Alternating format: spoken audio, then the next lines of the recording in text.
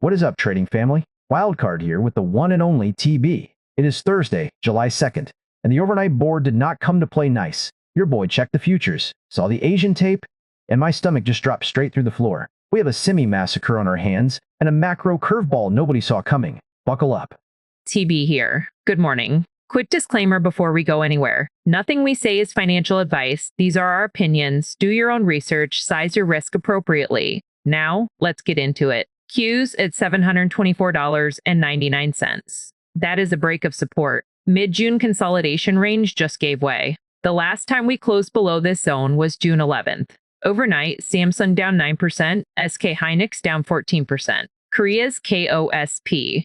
I got absolutely wrecked, down nearly 8%. That index is half-weighted in those two names, so the print is ugly, but it's real. Real is an understatement. TB. 14% on SK Hynix is not a normal down day. That is an inventory glut panic. The channel is stuffed with HBM memory chips, and the demand side just cracked in two places at once. Meta said they are building their own cloud infrastructure. They went from being a customer to being a competitor overnight. Then Apple confirmed they are talking to blacklisted Chinese suppliers like Yangtze Memory for China-only devices. That is decoupling inside the product stack. You do not need Samsung or SK Hynix memory if Apple is sourcing regionally for the region. That is structural demand destruction, not a cyclical blip.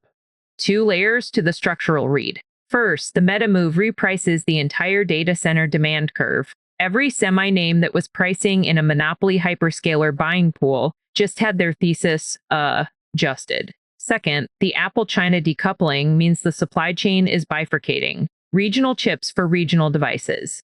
That kills the volume efficiency argument for the big memory players. VIX at 16.7 tells me this is a rotation, not a panic. If this were a crash event, VIX would be at 22. The options market is treating this as sector-specific, not systemic. SPY only down 13 basis points. Capital is leaving semis and going into healthcare, which is up 4% on the week, and communication services. And let me tell you something about that rotation, because it is the only thing keeping my screen from being a total wall of red this morning. My TFT algo has semis bleeding. ASML, Broadcom, Marvel, all in the red. But Eli Lilly is green. BMRN is green. NextEra is green. The stops are in. We are long only. We let the stops work. I am not fighting this tape. Wave Trader Algo put on 3 new positions yesterday. AMBA, BKNG, Applied Materials, Consumer Travel Materials. No semi-names passed all the gates. The signal funnel screened out 319 signals yesterday. When the system is that picky, it is usually right about the direction. One thing every listener needs to hear. Today is a short session. Market close tomorrow for the 4th of July. Low volume means every move is exaggerated, 20 to 30% on the algos. Do not trust the size of the candles today. If you are basing a read on a 200 share print at 11 a.m., that is noise, not conviction. That right there is the warning of the day.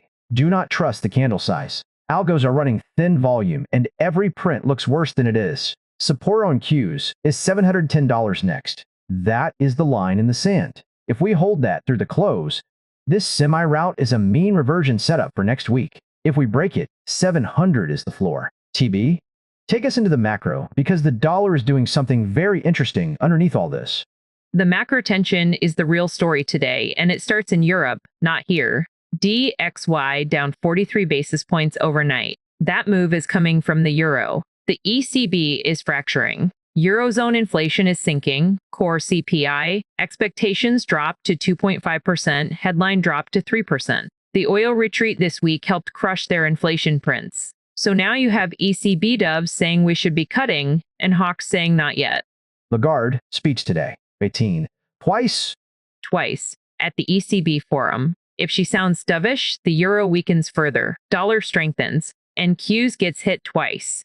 Once from the semi-route, once from a stronger dollar headwind. If she holds the line, the dollar stays weak, and tech gets a currency tailwind it desperately needs today. That is the variable nobody is watching. Everyone is focused on Warsh and the Fed. But Lagarde is the moving piece that changes the dollar tech trade this morning. And Warsh himself. Let's talk about the paradox. He called inflation too high yesterday, would not hint at July, but the bond market heard the word progress and lowered rate hike odds anyway. Gold holding its gains confirms that read. The market is looking through the hawkish language and pricing peak hawkishness. That is why healthcare is ripping 4% this week. If the Fed is done hiking, you rotate into things that work regardless of rate policy. XLV, XLY, XLC, all leaders on the week. XLU and XLP lagging. That is a growth rotation, not a defensive flight. Earnings this week, nothing notable. Calendar is quiet. Next week picks up, but right now the earnings story is a non-factor. Economic calendar is where the action is. Today we have ADP non-farm employment change at 118,000 expected, ISM manufacturing PMI at 53.8, and Lagarde speaking twice. Tomorrow, and this is the big one, non-farm payrolls at 114,000 expected.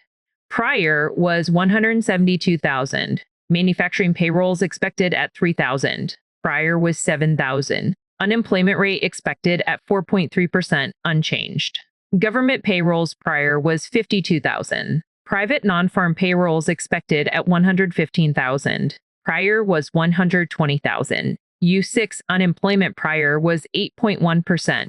114,000 expected versus 172,000 prior. That is a massive drop. That is the binary event for next week. And here's the kicker.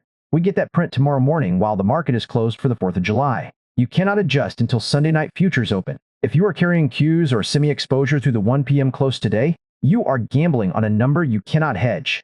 International to United States. Asia was a bloodbath. Nikkei down 2.47%. KOSPI down 7.89% on the semi-rec. Hang Seng actually up 76 basis points. Shanghai Composite down 1.6%. Europe is steady. DAX up 46 basis points. FTSE up 53. Euro Stoxx 50 up 29.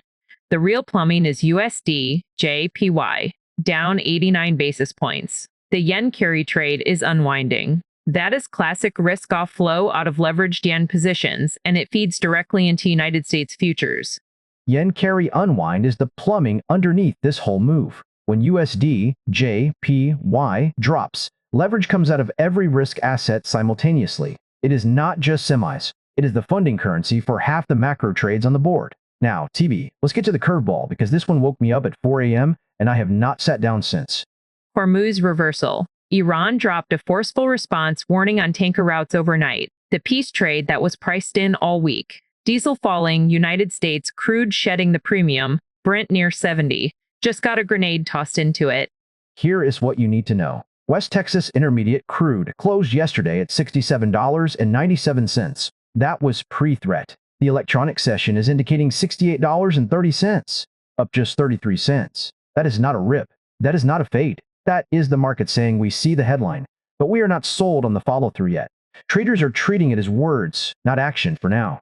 33 cents of risk premium for a Strait of Hormuz threat tells you the market is waiting for a United States response before repricing. But here is the two-step sequence nobody will connect until tomorrow. If oil gaps up $2 or $3 on any physical escalation, that higher energy print feeds directly into next week's CPI data. The rate hike odds that just cooled yesterday would have to reprice higher.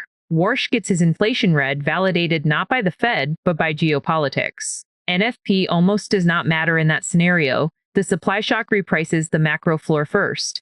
That right there is why we do this show. You heard it here first.